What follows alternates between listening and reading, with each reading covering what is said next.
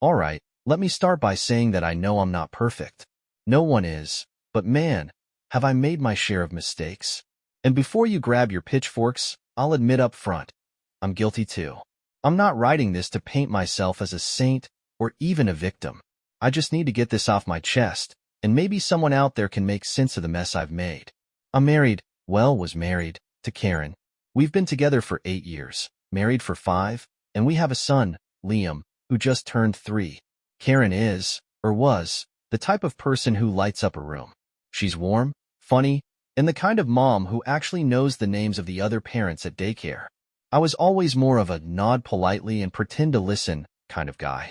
We balanced each other out, or so I thought. But let me rewind a bit. For years, I've been feeling restless. You know how people say that marriage is work? Well, it started to feel like a job I wasn't qualified for. Karen would nag me about being present, about putting my phone down during dinner, or about helping out more with Liam. And I'd tell myself I'd do better, but then work would get busy, or I'd be too tired, and I'd just check out. Then there was Hannah. She works in the marketing department at my office, and she's everything Karen isn't. Not better, just different. She's easygoing, doesn't expect much from me, and always laughs at my jokes, even the stupid ones. It started out harmless, grabbing coffee, venting about work, but it didn't stay that way. One late night at the office, after a particularly rough fight with Karen, one thing led to another, and, well, you can guess the rest. For the next 6 months, I lived a double life. I convinced myself that what I had with Hannah wasn't a big deal, that it wasn't really cheating because it didn't mean anything. I loved Karen. I loved Liam. I just needed someone, to take the edge off. At least, that's what I told myself. But the thing about secrets is, they have a way of catching up to you. And mine did in the worst way possible. It started with Karen acting different. She wasn't as naggy, which sounds like a good thing, but it wasn't. She was quieter, more withdrawn, and she started spending more time on her phone. At first, I figured she was just giving me the silent treatment after our last argument. But then I noticed she was dressing up more, even when she didn't have anywhere to go. She'd laugh at her phone like she was in on some inside joke I wasn't privy to. And I won't lie, it made my stomach churn. Still, I didn't say anything. Part of me didn't want to know. I figured whatever was going on with her didn't have the right to complain. Not with what I was doing behind her back. But then, one night, she sat me down after Liam went to bed. "We need to talk," she said, her voice calm but firm. I'd heard those words 100 times before, but this time was different. I could feel it. "What's up?" I asked, trying to sound casual. But my palms were sweating, and my heart was pounding so hard I thought she could hear it.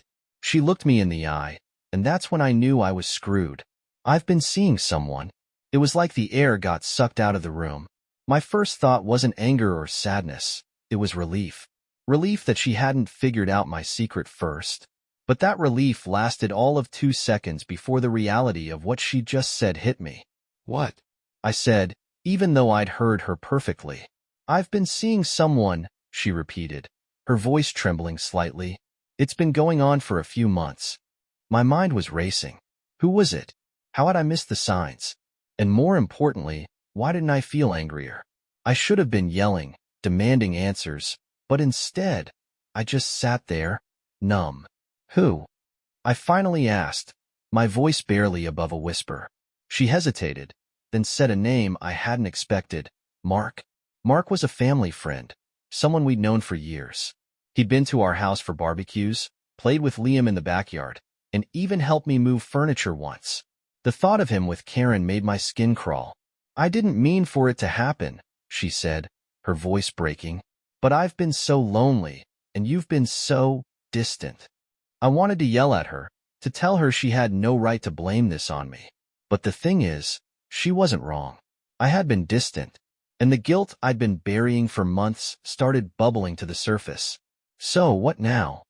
I asked, not knowing what else to say. She looked down at her hands, tears streaming down her face. "I don't know," she admitted. "I just couldn't keep lying to you. That made one of us," I thought bitterly, but I didn't say it. Not yet. For a moment, I just sat there, staring at her. My mind was spinning. my emotions all over the place. Anger, guilt, confusion. They all swirled together, leaving me speechless. The silence between us stretched on, and I could feel Karen waiting for me to say something, anything. But what was I supposed to say? Thanks for your honesty? Congratulations on your new relationship? Finally, I managed to ask, does he know? About us, about Liam? Karen flinched, like she hadn't expected me to go there. He knows about you, she said quietly, but not everything. I leaned forward, resting my elbows on my knees. What does not everything mean? She hesitated, and that hesitation told me more than I was ready to hear. He doesn't know if Liam is yours or his. Her words hit me like a freight train. My son, my little boy who had my eyes and my smile, might not even be mine? I felt the bile rise in my throat. Are you saying you don't know either? I demanded, my voice louder than I intended. Karen nodded, her face crumpling as the tears came faster. I'm sorry, she whispered. I didn't want this to happen, but I couldn't stop it. I didn't mean to hurt you. Didn't mean to hurt me? I repeated, my voice dripping with sarcasm. You cheated on me with Mark, a guy I trusted, and now you're telling me my son might not even be mine. But yeah, sure, let's pretend you're the victim here. Karen looked like she wanted to defend herself, but she didn't. Maybe she knew there was nothing she could say that would make this better. I stood up, pacing the room. How long? I asked, not because I really wanted to know, but because I needed to understand just how deep this betrayal went. 6 months, she admitted. It started after that big fight we had about you staying late at work all the time. I was lonely, and Mark was there, and I held up a hand, cutting her off. I don't need the play-by-play. She nodded, wiping at her eyes. I didn't tell you this to hurt you, she said again, her voice barely above a whisper. I couldn't keep lying. I laughed bitterly. Well, good for you. Glad you got that off your chest. That's when the guilt started creeping in. Because as angry and hurt as I was, I couldn't ignore the voice in the back of my head reminding me that I wasn't innocent in all this. If Karen knew what I'd been doing with Hannah, would she even be apologizing right now? Or would she be throwing my hypocrisy in my face? Why now? I asked. Why tell me this tonight? She hesitated again, and I braced myself for whatever bombshell was coming next. Mark wants me to leave you, she admitted. He wants us to be together. The room spun. My mind jumped to every moment Mark had been around us. His easy smile, the way he'd always volunteer to help with things, how Liam had taken to him like a second father. It all felt tainted now, like those moments had been part of some sick, twisted plan. And what do you want? I asked, my voice cold.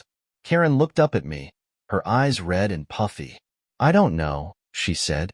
I love Liam, and I don't want to hurt him, but I don't know if we can fix this. I wanted to scream. Of course we couldn't fix this.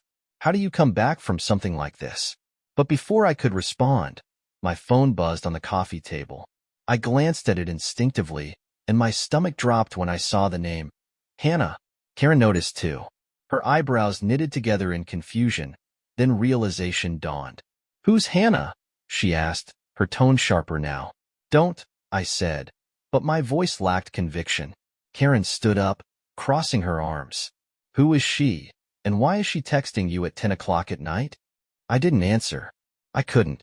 The guilt that had been simmering all evening finally boiled over. It's not what you think, I said weakly. Her laugh was bitter and hollow. Not what I think. So you're telling me there's some innocent explanation for why another woman is messaging you late at night? I rubbed a hand over my face, feeling the weight of everything crushing down on me. It's complicated. Try me, she said, her voice rising. Because right now, I'm sitting here pouring my heart out to you, and you're keeping secrets of your own. I wanted to deny it, to lie and save myself from the fallout. But what was the point? She'd find out eventually. I've been seeing her, I admitted, my voice barely audible.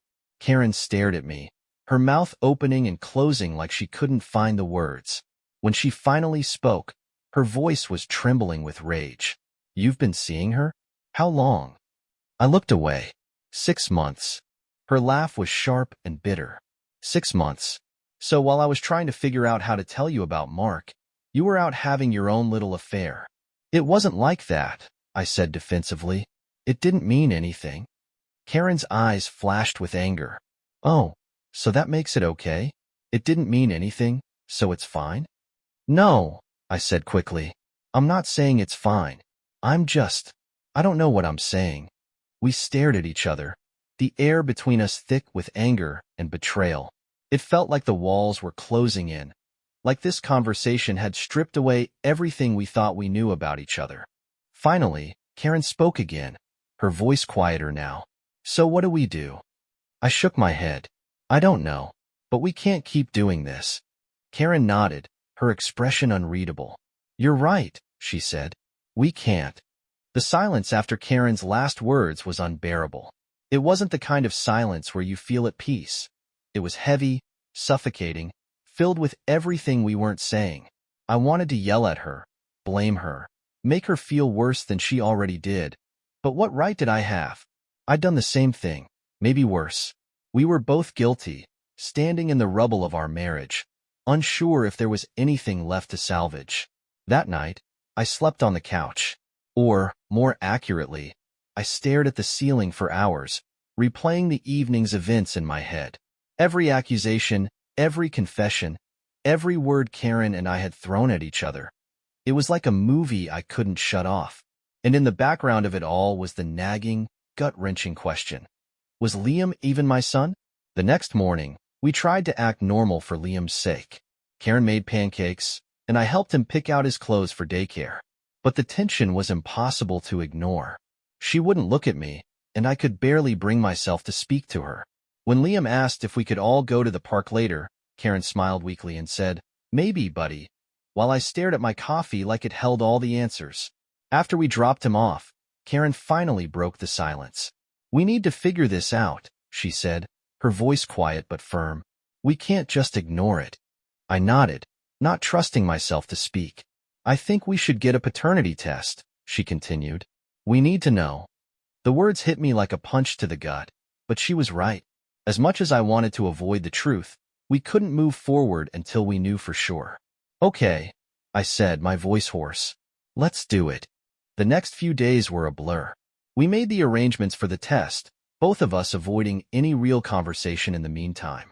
I threw myself into work, staying late at the office to avoid coming home.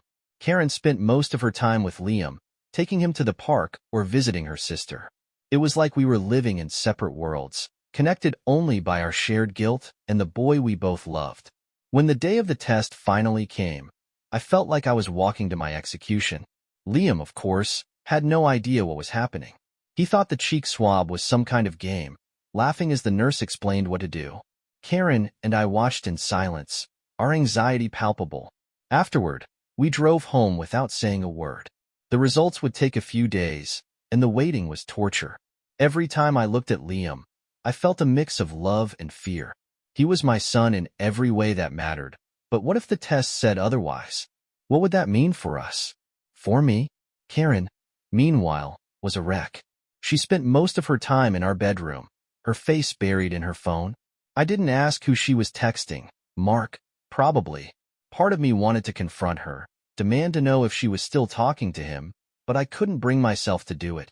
After all, I wasn't exactly in a position to play the moral high ground. One night, as I was cleaning up after dinner, Karen came into the kitchen. "We need to talk," she said, and my stomach sank. Nothing good ever started with those words. "What now?" I asked, trying to keep my voice steady. She hesitated, then said, "I think we need to separate, at least for a while." The words weren't a surprise, but they still hurt.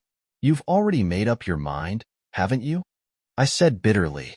"Mark wins." "This isn't about Mark," she snapped. "This is about us. We're broken, and I don't know how to fix it." I wanted to argue, to tell her that we could work through this, but the truth was, I didn't believe it either. We were both broken, and maybe we always had been.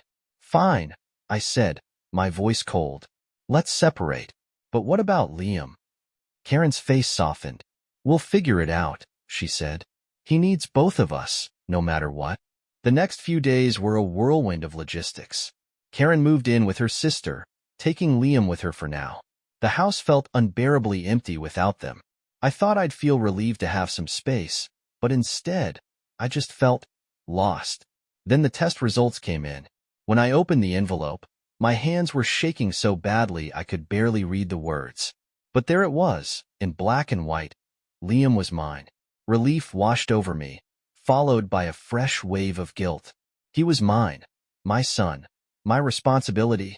And yet, I'd spent months lying to his mother, prioritizing my own selfish desires over my family. No matter what Karen had done, I wasn't blameless. Not even close. I called her to tell her the results. She sounded relieved, but there was no joy in her voice. "That's good," she said simply. "Thank you for letting me know." "Karen," I said before she could hang up. "I'm sorry." She paused, then said, "Me too." The silence of the house was deafening after Karen and Liam moved out. You don't realize how much noise a 3-year-old makes until it's gone.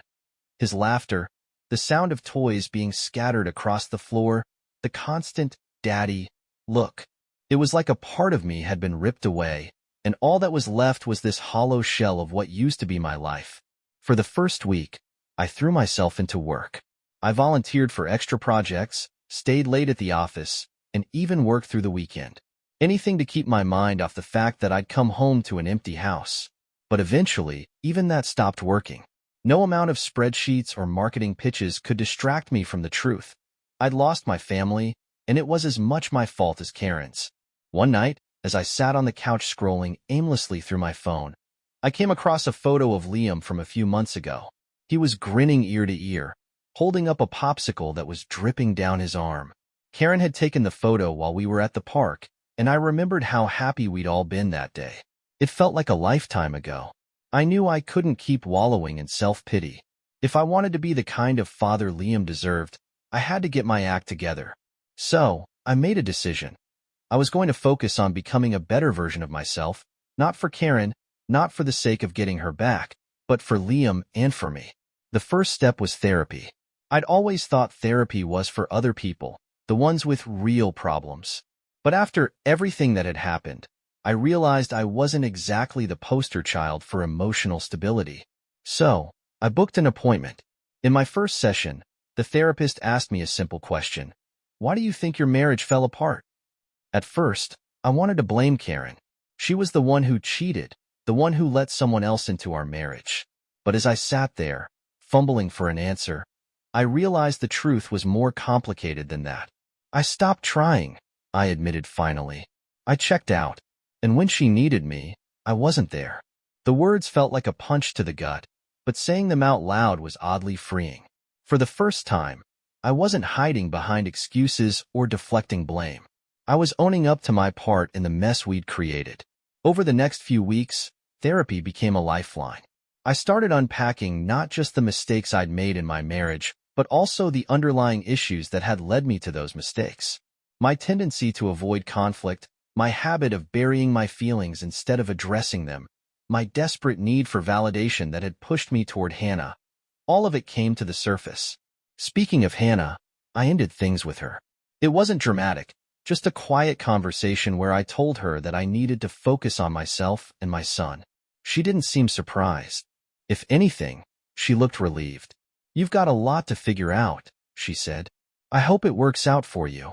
Ending things with Hannah felt like closing a chapter one should never have started. It didn't erase what I'd done, but it was a step in the right direction. Meanwhile, Karen and I had started working out a co-parenting schedule. She was still staying with her sister, and Liam seemed to be adjusting well enough. When I saw him for the first time after the separation, he ran into my arms like nothing had changed. "I missed you, Daddy," he said, his little voice filled with pure, unfiltered joy. It was a reminder of what I was fighting for. Karen and I kept our interactions brief and civil, focusing on Liam and avoiding anything that might lead to an argument. But one day, after dropping Liam off, she asked if we could talk. "I've been thinking a lot," she said, her hands twisting nervously in her lap. "About us. About everything." I nodded, unsure where this was going. "I'm sorry for what I did," she continued. "Not just the affair, but for letting things get so bad between us. I should have talked to you sooner. Maybe we could have. I don't know. Fixed it. Her words caught me off guard. For so long, I'd been angry at her, blaming her for tearing our family apart. But hearing her take responsibility, even partially, made me realize how much we'd both failed each other. I'm sorry too, I said, for checking out, for not being the husband you needed. I know I hurt you too. For a moment, we just sat there, the weight of our shared regrets hanging in the air. It wasn't a reconciliation. It wasn't even close, but it felt like the first honest conversation we'd had in years. Karen and I never got back together, but that's not the kind of story this is. What we did do, though, was figure out how to coexist. For Liam. For ourselves. For the family we tried and failed to build but still cared about in our own broken ways. The day we finalized our separation, I sat in the car for a long time before driving home. It wasn't a messy divorce. We'd both agreed on the custody arrangement and financials without much argument. But the finality of it, the legal stamp saying we were no longer us, hit harder than I'd expected. Liam, thankfully, adjusted better than either of us could have hoped. Kids are resilient like that. I think he understood, in his 3-year-old way, that mommy and daddy weren't going to live together anymore, but he never stopped smiling when we were both around. Whether it was a soccer game or a birthday party, Karen and I made it a point to show up together, to keep things as normal as possible for him. He deserved that. As for me, therapy became less about unpacking the past and more about figuring out who I wanted to be moving forward. For so long, I defined myself by what I wasn't. Not good enough for Karen, not as present as I should have been for Liam, not the person I'd promised myself I'd be. But slowly, I started focusing on what I could be. Work was a lifeline at first, but eventually, I realized that burying myself in it wasn't the answer. I started setting boundaries, leaving the office on time, saying no to projects that would eat into my time with Liam. I even started picking him up from daycare a couple of times a week. The look on his face when he saw me walk through the door made every adjustment worth it. Karen and I found a rhythm, though it wasn't always smooth. There were arguments, mostly about scheduling or differences in parenting styles.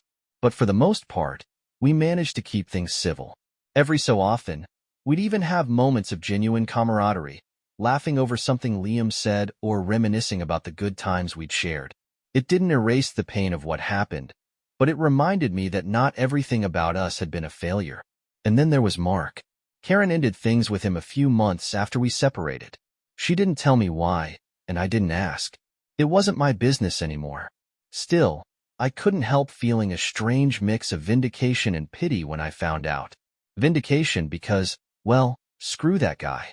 And pity because Karen had clearly been searching for something she wasn't going to find with him, or with anyone else, for that matter. She had to figure herself out, just like I did.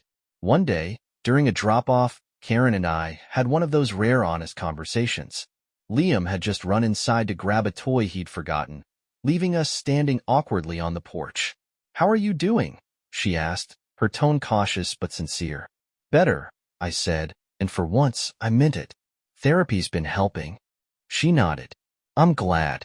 You seem different." "So do you," I said, and it wasn't just small talk. She looked lighter somehow, like she'd finally let go of some of the weight she'd been carrying. "I guess we're both trying," she said with a small smile. "Better late than never," I replied. It wasn't closure exactly, but it felt like a step toward it. We weren't friends, and we probably never would be. But we were something better than enemies. Co-parents. Partners in raising Liam. And maybe that was enough. Now, a year later, I look back on everything that happened, and it feels like a different life. I'm not the same person I was when Karen and I stood in that kitchen, trading confessions and accusations. I've grown.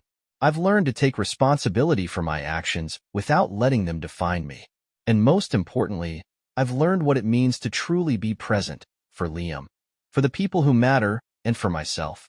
If there's one thing I've taken away from all this, it's that life doesn't always go the way you plan. Sometimes, it falls apart in ways you can't predict or control.